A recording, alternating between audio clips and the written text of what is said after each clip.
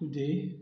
Today we are going to be treating our last topic on parenting toddlers. Our last topic is toddlers and the internet. Toddlers and the internet. Immediately after that, we are going to be entering a new chapter called training children in the early stages of their childhood, in the early childhood stage. Our last topic is the toddler and the internet.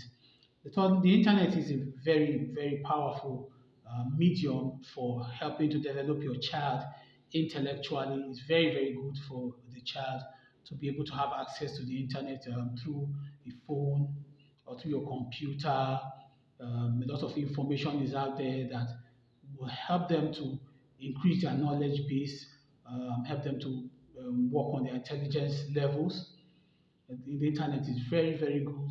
However, there are also dangers of the internet which you must protect your child from. It is very, very essential when you have decided. Of course, you may have to wait. You may decide to wait until your child is in the early childhood stage or in the teenage stage before you allow them to use the internet. They can use a phone without using the internet. But if you decide that you want them to start using the internet at that early stage, you have to put some checks in place to make sure that they don't experience the disadvantages of being on the internet. I also made a list for this section to help guide parents on what to do while their children are using the internet. First on the list, you need to use app lock for sensitive apps. When you have apps, especially social media apps scare me a lot.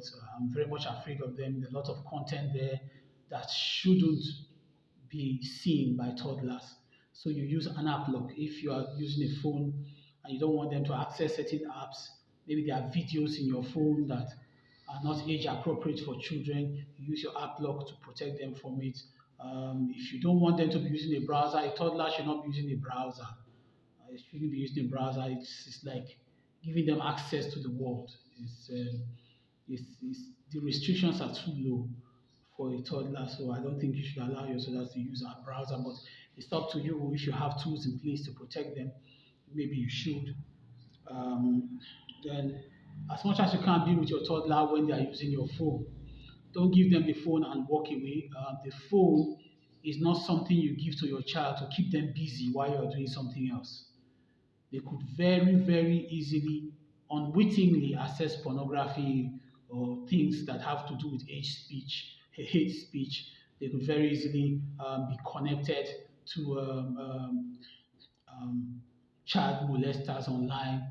So it is not some phone is not something you give to your child, especially when they are connected to the internet. It's not something you give to your child so that you can have time to sleep or have time to walk. It's something that should be supervised by you. No matter how long they're on the phone, you should be there to supervise it. Then thirdly, teach your child that talking to people online, sometimes you see screen names, you see nicknames, you see beautiful avatars of people. Teach them that talking with such people online, if you happen to allow them to use social media, teach them that talking to such people online is the same thing as talking with strangers. That there's no difference being in a chat room, messaging somebody, that there's no difference between doing that and talking with a stranger. So that they know that people online, they are not family, they are strangers, and so they know how they teach them how to have conversations with such people. Um, Secondly, teach them never to make online purchases. Toddlers can figure out how to make online purchases, especially for their games. Teach them not to do so without permission. Teach them also not to reveal too much information about the family to people they are discussing online. Um, Always avail yourself of parental control measures. Parental control measures include the kids mode that are in some Android phones. and also the Google Play Family Link. Those are parental control features that you can find available online that you can use for your phones. You make sure you avail yourself of these things. Then, lastly and most importantly, while your child is on the internet, please limit their screen time.